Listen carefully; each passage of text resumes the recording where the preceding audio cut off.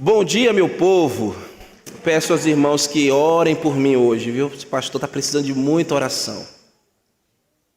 Tá aquele carro tipo que tá pegando no tranco hoje, né? Às vezes a gente fica assim, corpo, né? Sente às vezes. E a gente sente isso também. Peçam a Deus por minha saúde, irmãos. Eu peço oração a vocês. Semana não foi uma semana fácil, não. Mas Deus tem sustentado. Nós louvamos a Deus, queridos, porque vocês que têm acompanhado as ministrações no domingo pela manhã, vocês têm visto que a gente veio trabalhando o livro do Eclesiastes, e hoje será a conclusão desta carta, deste livro, na verdade. Será a conclusão. Hoje iremos concluir o livro do Eclesiastes com o auxílio do Espírito Santo, que tem nos guiado até aqui, irmãos, capítulo a capítulo. Hoje é o 30º sermão em Eclesiastes. Cada verso, eu sei que foi confrontador, foi desafiador, mas um livro também muitíssimo prático, atualíssimo. Durante as exposições eu via muitos irmãos aqui sendo de fato impactados por Deus, muitos falando que estavam sendo abençoados por esse texto muito prático para nós. Também ele é muito atualíssimo. Nós ficamos aqui aos pés de Salomão durante alguns meses, esse vetusto rei, e várias vezes eu o chamei de observador da vida. Na verdade, eu apliquei muitos pseudônimos a Salomão. Eu chamei de o pregador, vetusto rei, o rei que propriamente ele é, o pregador, o coelê no hebraico, é o Eclesiastes. E como sempre eu repeti, este que foi constituído por Deus para falar com sabedoria. Então nos reunimos aqui semanalmente para ouvir os seus conselhos e beber da sabedoria. E foram dias deleitosos, irmãos, foram mesmo. Eu posso dizer por mim, foi um grande desafio expor esta carta, este livro. Não foi nada fácil, porque procurar entender a mente expansiva de Salomão não era nada fácil, não é nada fácil, e justamente porque Salomão, em seu texto, parece voltar muitos assuntos de uma forma cíclica. E aí o grande desafio era peneirar, cessar esta farinha para a gente poder ir tirando alguma coisa de nova, de coisas que ele já havia falado. Foi um grande desafio, mas pela misericórdia e graça de Deus, o Senhor me sustentou e eu pude capturar algumas riquezas, não foram todas, porque se trata da palavra de Deus, fonte inesgotável de sabedoria. E eu pude, com a oração de muitos irmãos, me dedicar e poder colher alguns fragmentos desta sabedoria e debulhar. Tipo, você pega aquele milho e vai tirando, e eu com vocês aqui, nós debulhamos esse livro, e nesse momento eu me maravilhava, irmãos, me maravilhei, eu chorei muitas vezes compondo o sermão aqui em Eclesiastes. Eu me arrependi muitas vezes de levar minha vida de uma forma vaidosa, efêmera, em muitos sentidos. Então, quando eu vinha com aquela força na pregação, meu irmão, é porque eu já tinha chorado muito meus pecados também. Então, eu pedi a Deus que me dirigisse com sabedoria, e eu sei que esse mesmo sentimento pairou aqui na igreja, não somente em mim, mas em todos que estavam ouvindo semana após semana nessa jornada que nós empreendemos. O meu contentamento, meus irmãos, é saber que Deus nos falou a cada domingo pela manhã neste livro sapiencial, livro de sabedoria. Nós ouvimos o pregador falar de diversas esferas da vida cotidiana, sempre com o intuito principal de Salomão era sempre apontar as pessoas para aquele que estava acima do sol. E repetir diversas vezes essa expressão. E ela aparece mais de 30 vezes no próprio texto. E assim estarmos livres de toda vaidade, de correr para a efemeridade, para a coisa fútil e o que seja enigmático. Aquilo que Salomão disse e repetiu muitas vezes no próprio livro, que algumas pessoas faziam era correr atrás do vento.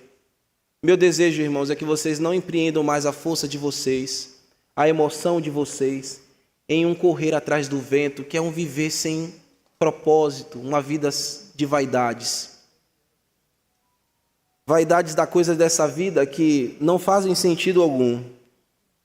E ao ter tratado com muita força, meus irmãos, fazendo essa introdução, me vinha à mente várias vezes momentos que a gente, de muitos temas que nós abordamos aqui, e eu desejo que vocês façam o mesmo que muitos ouvintes de Salomão fizeram naquele tempo em que o Eclesiastes estava falando, escrevendo, e com todas as gerações, inclusive a nossa geração, nós possamos debruçar neste livro, debruçar e rememorar muitas coisas que nós ouvimos, os conselhos ricos e profundos conselhos, Ele desça todo ao coração e possamos viver uma vida com sabedoria. Amém? O sermão desta manhã, o título é A Síntese do Pregador. Temer a Deus e guardar os seus mandamentos.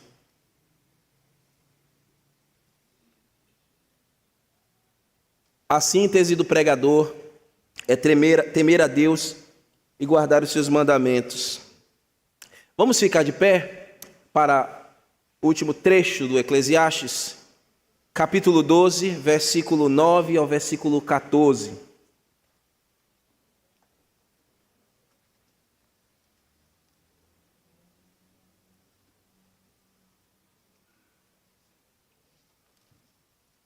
O pregador, além de sábio, ainda ensinou ao povo o conhecimento e, atentando e esquadrinhando, compôs muitos provérbios.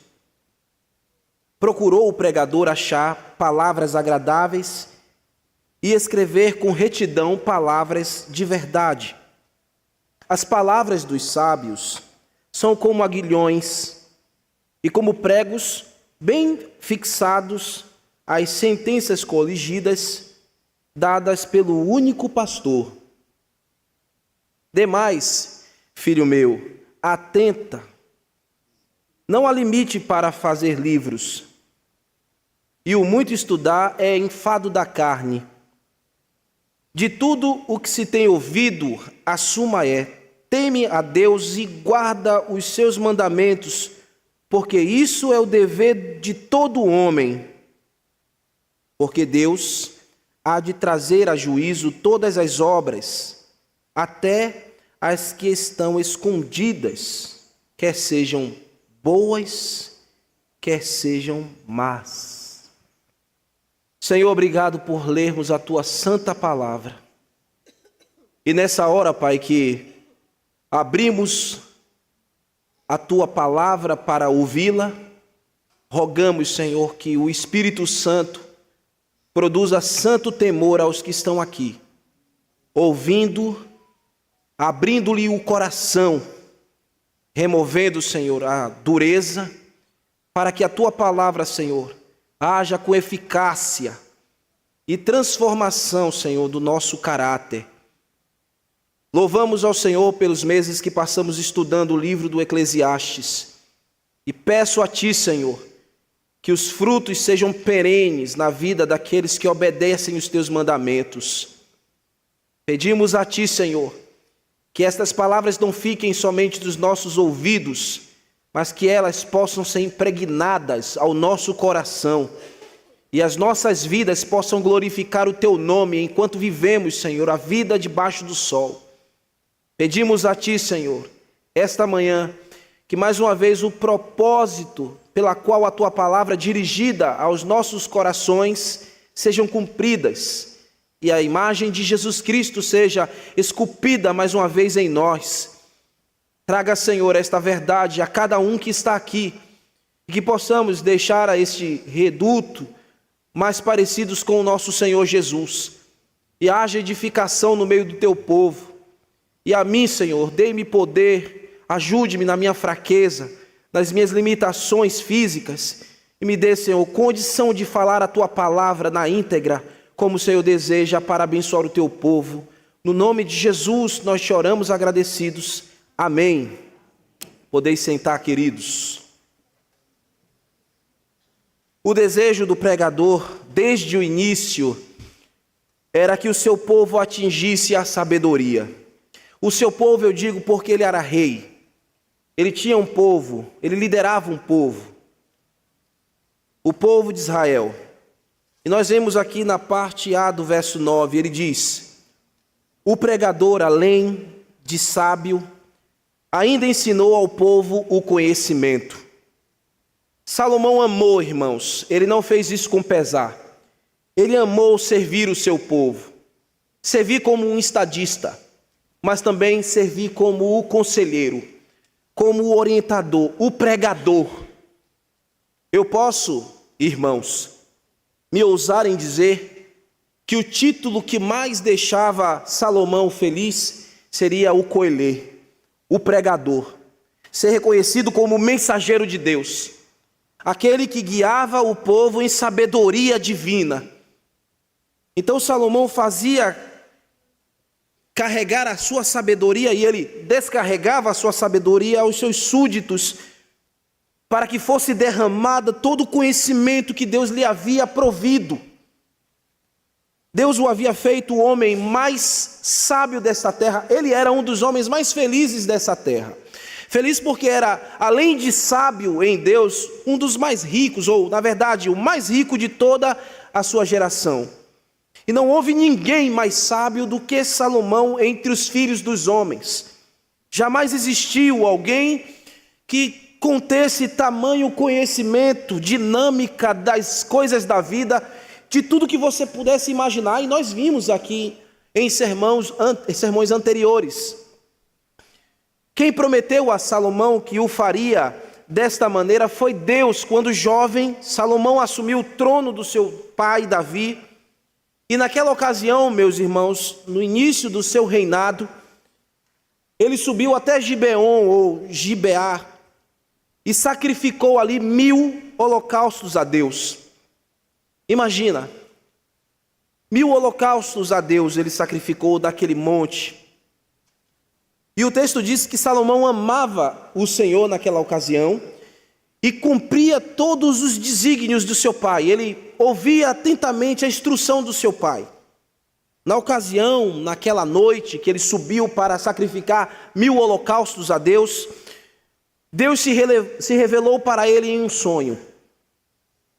E naquele sonho maravilhoso que Deus se revelou a ele, Deus perguntou a Salomão o que ele queria, porque Salomão amava a Deus. O que Salomão disse que era uma criança, não passava de uma criança e não tinha sabedoria para governar aquele grande povo. E ele pediu a Deus que lhe desse isso. Ele poderia ter pedido qualquer coisa. Na vida debaixo do sol a gente é fascinado por muitas coisas. E se Deus aparecesse para nós em um sonho, o que é que nós pediríamos a Ele? Será que você pediria a Ele sabedoria para viver, para cuidar dos seus filhos, para ser uma boa mulher, um bom marido, uma boa esposa? Será que você pediria a Deus sabedoria para viver as relações da vida? O que que você ia pedir a Deus se hoje, essa noite, Ele se revelasse para você em um sonho? Nós sabemos que Deus não faz mais isso.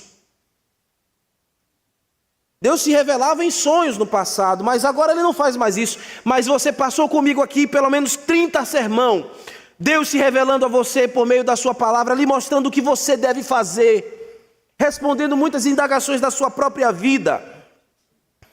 A resposta que Deus deu a Salomão foi: eis que faço segundo as tuas palavras. Ele pediu sabedoria. E Deus deu a ele: e te dou um coração sábio e entendido. Antes de ti não houve e não haverá depois de ti alguém que se levante como tu. Numa versão mais contemporaneizada diz assim: vou dar o que você me pediu, Salomão.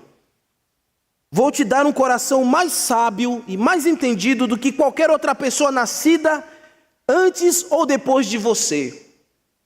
Nenhum dentre os filhos de Adão, dentre as sementes de Adão, se compararia a este homem tão sábio. Nenhum de nós, irmãos, do nosso tempo, em todas as eras, ninguém se comparou a ele.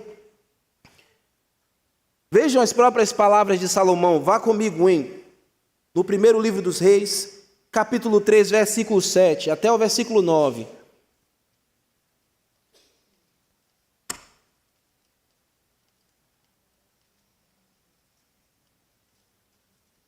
Capítulo 3, verso 7 ao verso 9. Agora, pois, ó Senhor, tu fizestes reinar teu servo no lugar de Davi, meu pai. Não passo de uma criança, não sei como conduzir-me. Talvez você tenha a oportunidade de falar isso para Deus hoje, essa manhã. Não passo de uma criança, Senhor, não sei como me conduzir. Teu servo está no meio do teu povo, que elegeste, povo grande, tão numeroso, que não se pode contar. Dá, pois, ao teu servo coração compassivo, para julgar o teu povo, para que prudentemente discina entre o bem e o mal, pois quem poderá julgar este grande povo? Sabedoria que nós precisamos, irmãos, para viver. Salomão desejava ser sábio com este propósito, para servir bem o seu povo. Por que você precisa ser sábio? Para servir bem o seu povo. Você tem um povo, um micropovo, sua família é o seu povo. Você precisa de sabedoria para governar seus filhos, para governar sua esposa. Você precisa de sabedoria lá na empresa, para você poder servir bem o seu povo. E Deus dá sabedoria a quem pede, irmãos. No sermão passado, pregado há 15 dias atrás, quando eu intitulei Juventude Florida, eu disse para vocês, na verdade eu saquei as palavras da rainha de Sabá, que veio até Salomão e testemunhou de toda a sabedoria que aquele homem tinha. Olha o que ela disse. Lá no livro das Crônicas, capítulo 9, versículos 5 e 9, não precisa ir não, ouçam. Disse ela ao rei: é verdade que tudo que ouvi em meu país a respeito das realizações e de sua sabedoria, não acreditava no que diziam até que cheguei aqui e vi com os meus próprios olhos. Aliás, não tinham me contado nem a metade a respeito de sua grande sabedoria. Vai muito além do que eu vi. Como deve ser feliz esse povo, o seu povo. Que privilégio para os seus oficiais estarem à sua presença todos os dias, ouvindo de sua sabedoria. Louvado seja o Senhor, seu Deus, que se agradou de você e o fez rei para governar para ele. Deus fez ele rei para que ele governasse para Deus. E por causa do amor de Deus por Israel, e porque ele deseja estabelecer para sempre este reino, ele o fez rei para governar com justiça e retidão.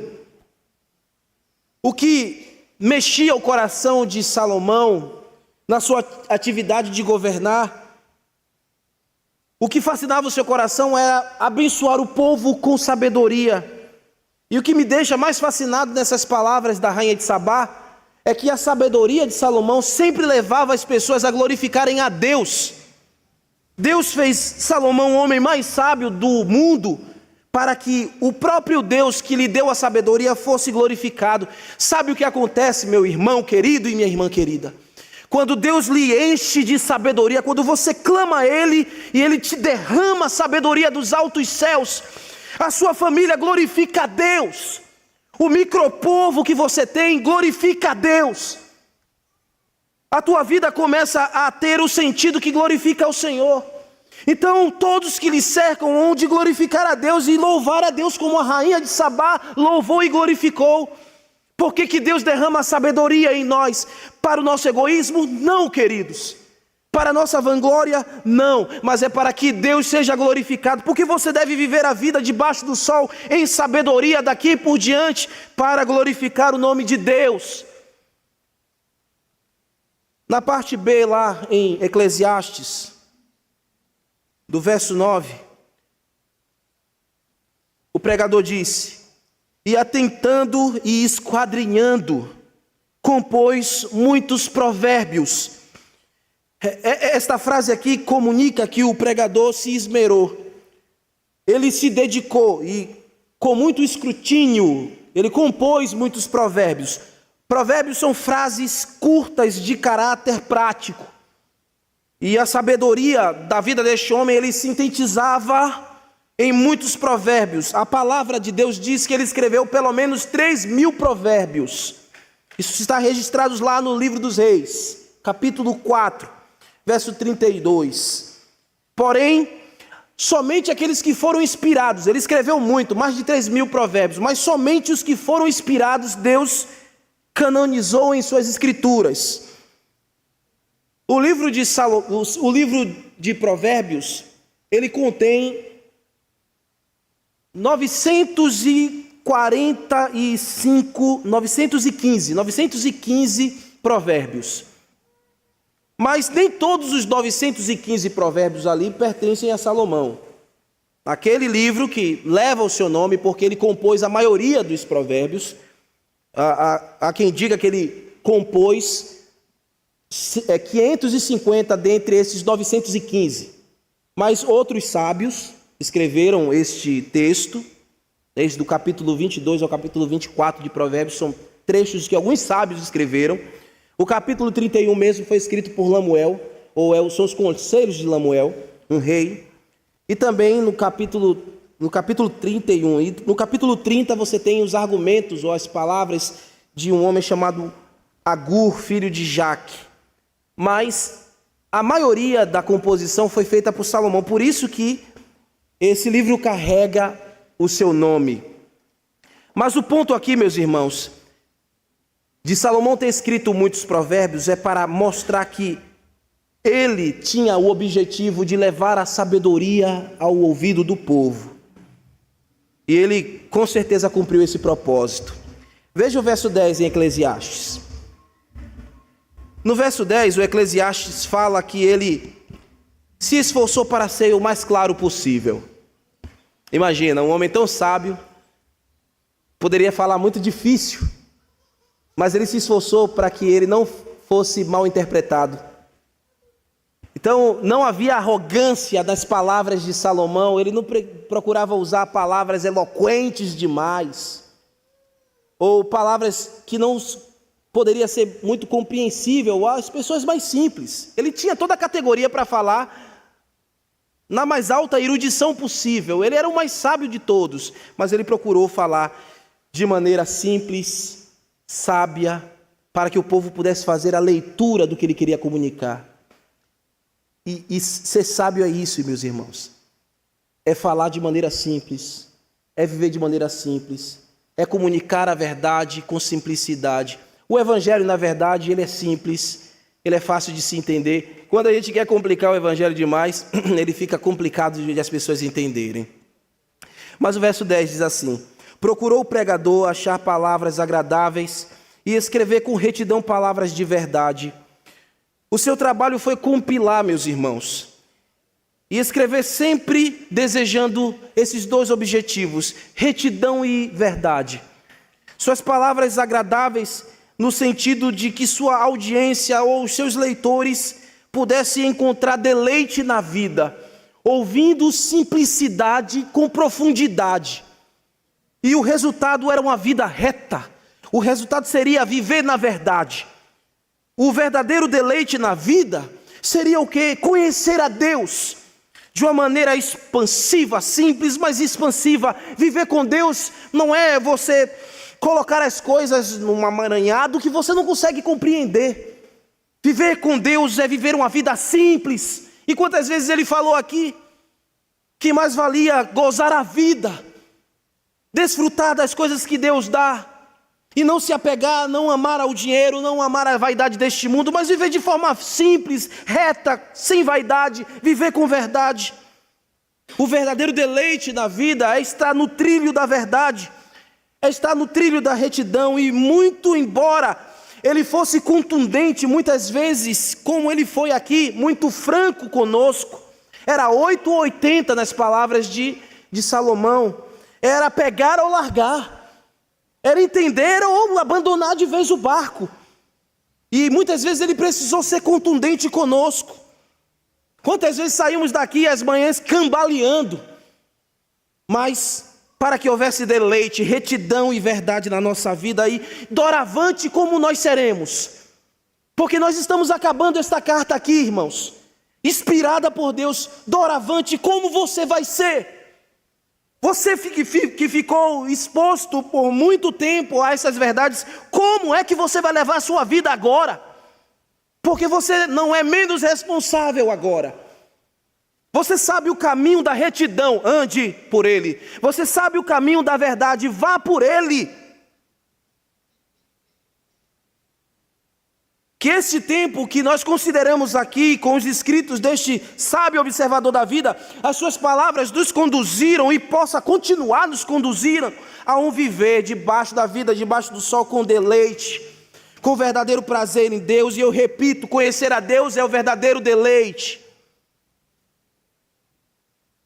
Viver com retidão, caminho de verdade, uma vida que frutifique a sabedoria de Deus. Eu desejo isso para todos. Todos vocês aqui, meu irmão e minha irmã, que a tua vida siga a retidão, siga a verdade e viva e frutifique nesta vida debaixo do céu muitos frutos que glorifiquem a Deus.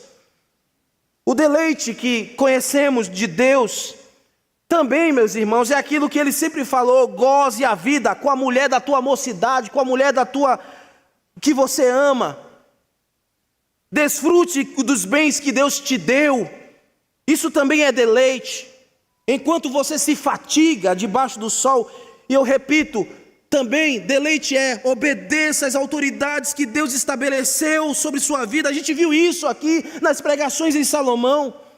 Não cruze os braços, caia para a vida com luta, com ardor, com esperança. Não espere que o pão não vai voltar porque Deus é que multiplica o esforço de quem trabalha.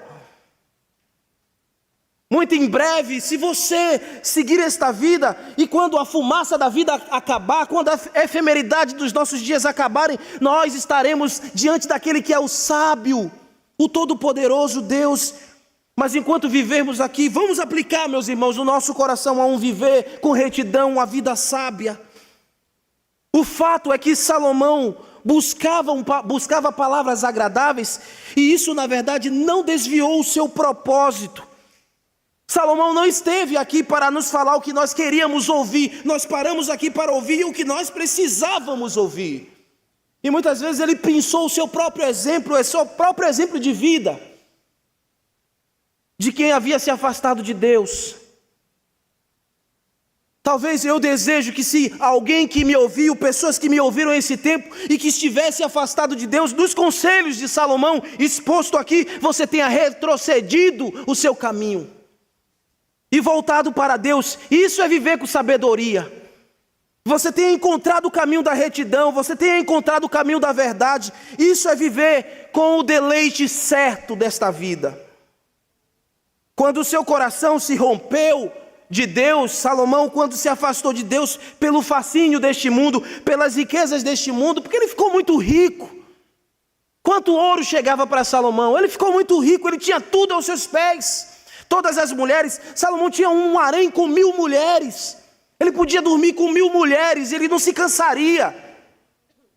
Mas envaidado, levado pela fama, pela vaidade, pela prostituição. Tempo em que ele viveu como um tolo, e ele falou muito: não viva como um tolo, tenha sabedoria na vida. Tempo em que ele viveu sem temer a Deus, e ele chamou o povo: não, olhem para mim, o exemplo que eu tive, não corram para o mesmo caminho que eu corria lá atrás. Tome para si o meu exemplo de quem se arrependeu e voltou. E isso o Espírito Santo encheu o coração daquele vetusto rei para orientar todos. Ele falou a criança, falou a adolescente, falou a homem, a mulheres, falou a todos os jovens, ele falou a toda a audiência.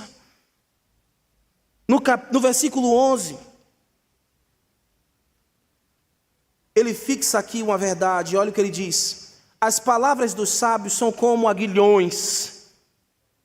O pregador está dizendo que as palavras de sabedoria com as quais ele ensinou o seu povo, ou com as quais o verdadeiro sábio, ou todos os sábios devem fazer a sua audiência, e deve dedicar-se a isso, ela age como uma espécie de um espinho, ou um ferro pontiagudo que penetra a nossa carne e causa até a dor. Pode causar ferimento, mas certamente isso acontecerá para o nosso bem. Aquelas palavras que penetram a nossa carne e se fixam ao nosso coração. Mesmo que você não queira no primeiro momento, que eu lute no primeiro momento e diga: não, eu não posso ouvir isso, é pesado demais para mim, pastor. Porque o Senhor é tão duro assim com as palavras? Ora, porque eu estou evocando as palavras de Salomão, que é como um aguilhão no teu coração, para ferir o teu coração, para que haja cura depois. Isso não soa contraditório o amor, não. Quem ama fere para a cura. E para isso ele usou um aguilhão. Veja o que Salomão disse em Provérbios capítulo 27, versículo 6. As feridas feitas por um amigo sincero são melhores do que o beijo dos inimigos. Se alguém te chama para lhe falar verdades que você precisa ouvir, quantas vezes nós ouvimos verdades profundas aqui? São aguilhões no nosso coração, na nossa alma, dizendo: mude, transforme a tua vida. Você precisa de transformação. Você não pode mais caminhar desse jeito. É melhor do que o abraço de muita gente que só quer afagar o teu ego.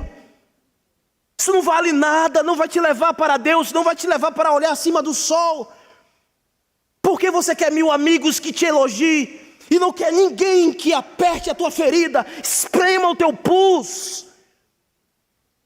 São esses que vale a pena. A ferida sangra, mas é para o nosso bem. Em Provérbios 27, 17, ele também disse: como o ferro afia o ferro, assim é o amigo com o outro. Sabe, aquele amigo que chega perto de você, sabe aquele ferro com ferro, que causa atrito? Aquele homem de Deus, aquela mulher de Deus que faz o atrito, que confronta o teu pecado, que diz que você está errado, que você precisa mudar. Ele está fazendo aquele atrito, mas é para o teu bem, para o meu bem. O pai de Salomão também disse assim, lá em Salmos 141, ele disse: fira-me o justo, isso me será mercê. Repreenda-me, será como óleo sobre a minha cabeça, a qual não há de rejeitá-lo. Oh, meu Deus, que você tenha esse coração aqui. Então, meus amados, Salomão esteve esses meses aqui conosco, com o aguilhão na mão. Ele esteve aqui, espretando o teu coração, espetando ele, e lhe mostrando muitas vezes o rumo da sua vida, aonde você estava e aonde você precisava chegar. Sabe, quando você era confrontado, achando que estava andando certo, e aí vem Salomão nas suas costas, no teu peito, e ó, aguilhão, para que você não incorra o rumo do seu próprio coração, porque o nosso próprio coração é vaidoso, desesperadamente corrupto. Para aquele que estava seguindo o seu rumo, sua própria vida, eu creio que essas semanas foram muito úteis para que o teu coração fosse recondicionado. fazendo feridas, irmãos, mas feridas para o bem. Olha o que ele vai dizer no verso 11. E com pregos bem fixados, as sentenças coligidas dadas pelo único pastor. Salomão não estava falando a respeito de si mesmo aqui. Eu acho isso muito interessante. Depois que Deus colocou o aguilhão em suas mãos, ele sabe que o aguilhão é as suas palavras, o peso da sabedoria em suas palavras, dos seus conselhos, a sua audiência. Ele está olhando para cima do sol e reconhecendo que só existe um pastor, o único, que é Deus. Quem falava por Salomão era Deus. O aguilhão na mão de Salomão, que era a palavra, é a palavra de Deus ferindo o coração. Quando Salomão foi exposto aqui em Eclesiastes, Deus estava falando à comunidade. Deus estava falando no coração de vocês.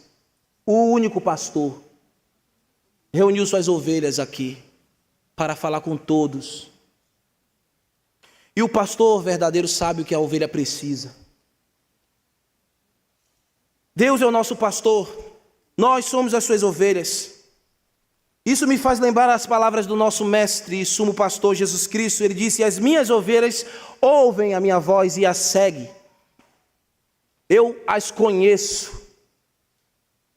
E ainda na passagem em João, ainda nesse mesmo contexto, ele disse: eu tenho outras ovelhas que não são deste curral, e devo trazê-las também, elas ouvirão a minha voz, e haverá um só rebanho e um só pastor.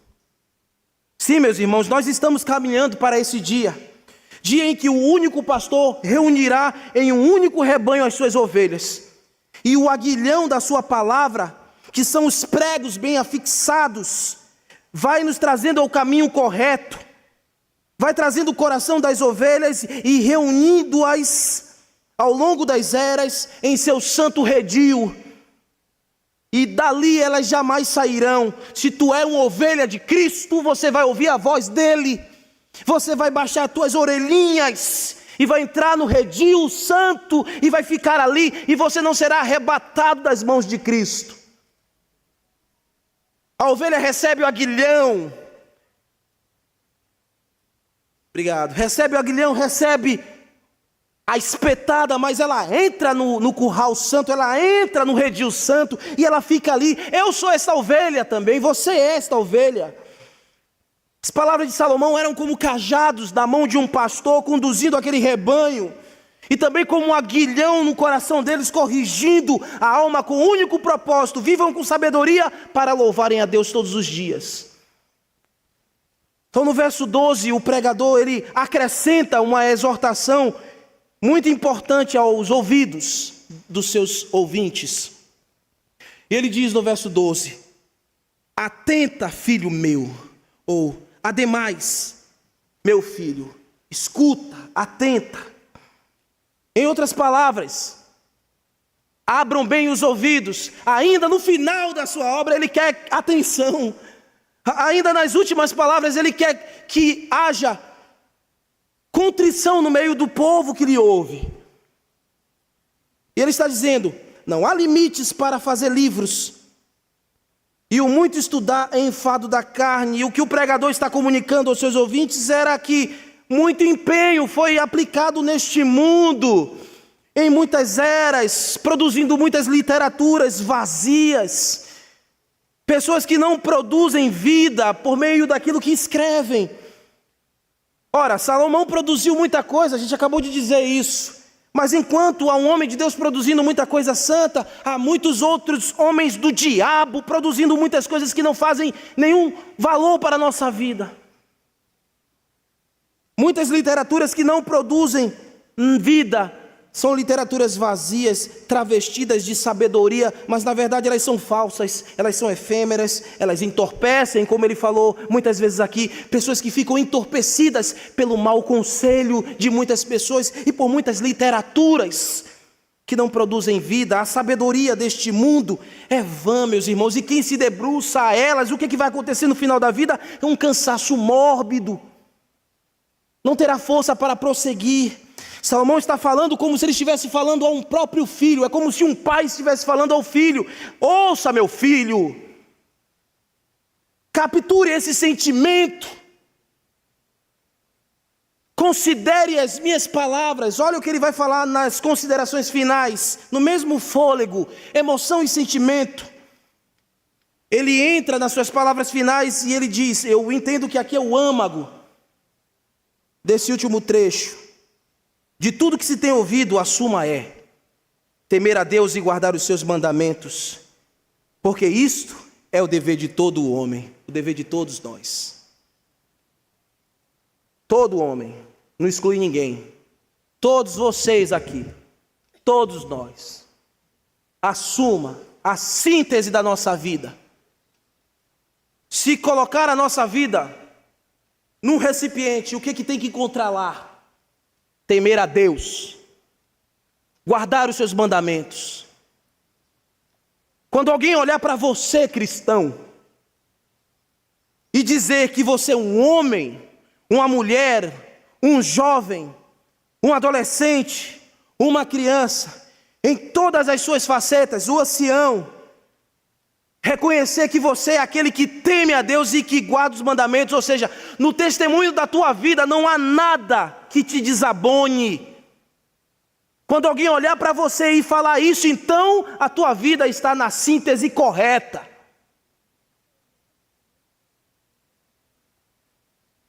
Como é que você vai andar? Como é que você vai trilhar a partir daqui? Qual é a síntese da tua vida? Qual é a estrada que você vai seguir? Deus está acima do sol e Ele é soberano e deve ser temido. Você deve temer a Deus enquanto você vive o cotidiano. Você deve guardar os seus mandamentos enquanto você vive o cotidiano. Os mandamentos são tantas verdades preciosas, irmãos. Oh Deus, eu não posso enumerá-las, são tantas. Mas ela está aí, ó, no seu colo agora. A palavra de Deus. Oh meu irmão, se nós cumprirmos ela, a nossa síntese da nossa vida será correta. Por favor, irmãos, por favor, eu peço a vocês, olhem a palavra de Deus, temam a Deus. A síntese da vida de vocês é isso.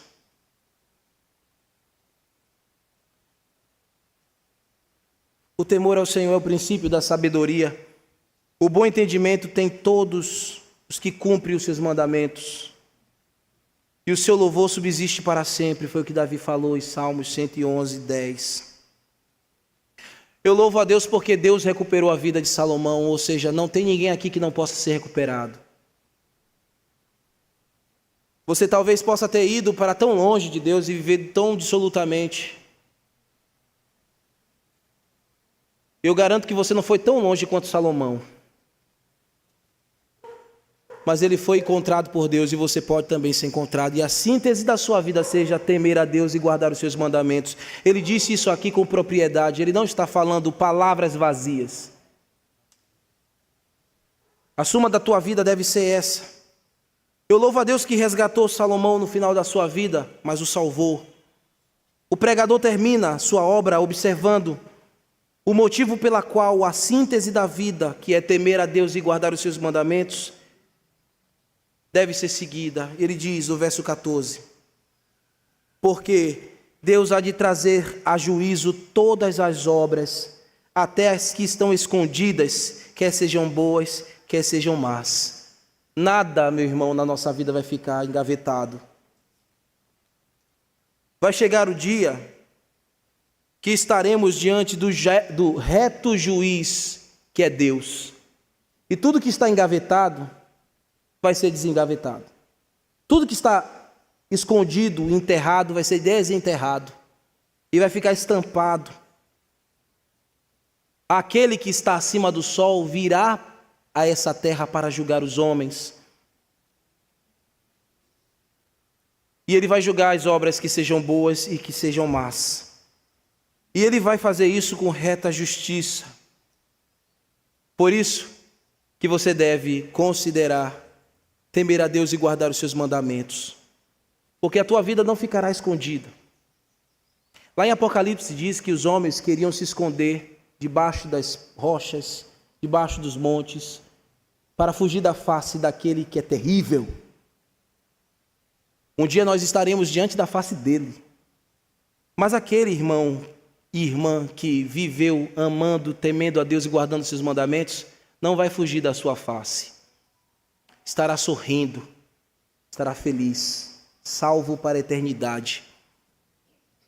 Porque a Bíblia lá em Apocalipse diz que ele estará sentado um dia em um trono branco, e os céus e a terra vão fugir dele, e vão se abrir livros, e os livros das obras serão abertos. E naquele livro estará registrado todas as nossas obras, e seremos julgados por cada ato que está escrito ali. E conforme cada ato que está registrado, irmãos, o mar vai entregar os seus mortos, o inferno vai entregar os seus mortos, todas as eras estarão reunidas, nada estará engavetado, tudo estará diante de Deus. E aquele que não for achado no livro da vida será lançado no lago de enxofre, onde arderá eternamente. Não deixe que esse dia chegue para você e você seja condenado pelas más obras, que são os pecados, não confessados e não deixados. Desejo, meu irmão, que o teu legado seja correr para Cristo e reinar com Ele para sempre. Desejo que o teu nome esteja realmente escrito no livro da vida. Não porque será escrito, mas é porque já está lá. Enquanto você vive debaixo do sol, sejam dias infortunos ou sejam dias de alegria, mas que sempre você esteja na presença do Senhor.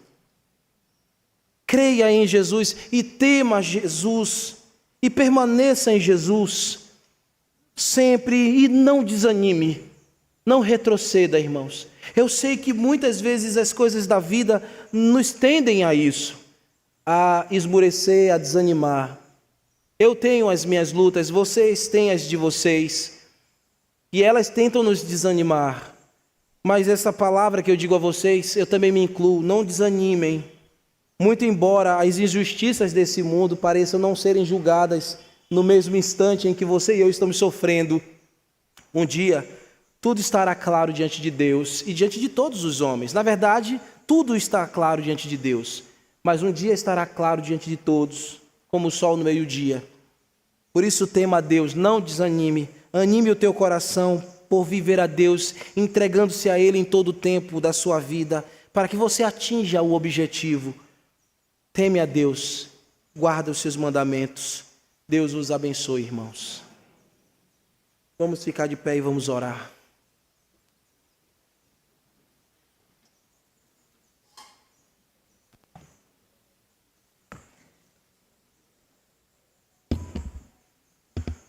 Amado Deus, obrigado, Senhor, por podermos concluir essa tarefa